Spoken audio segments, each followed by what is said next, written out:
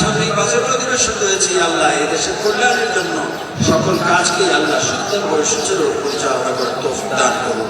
আল্লাহ মন্ত্রী পরিষদের সদস্যবৃন্দ এবং আল্লাহ জাতীয়তাবাদী দলের নেতৃবৃন্দ এবং সর্বস্তরের আল্লাহ আইন শৃঙ্খলা বাহিনী এবং আল্লাহ মিডিয়া নেতৃত্ব যারা আছেন সকলকে আল্লাহ মাহমুদ এই মোনাজাতকে কবুল করে আমাদের এই দেশকে আল্লাহ নির্মাণ করার তৌফিক দান করেন।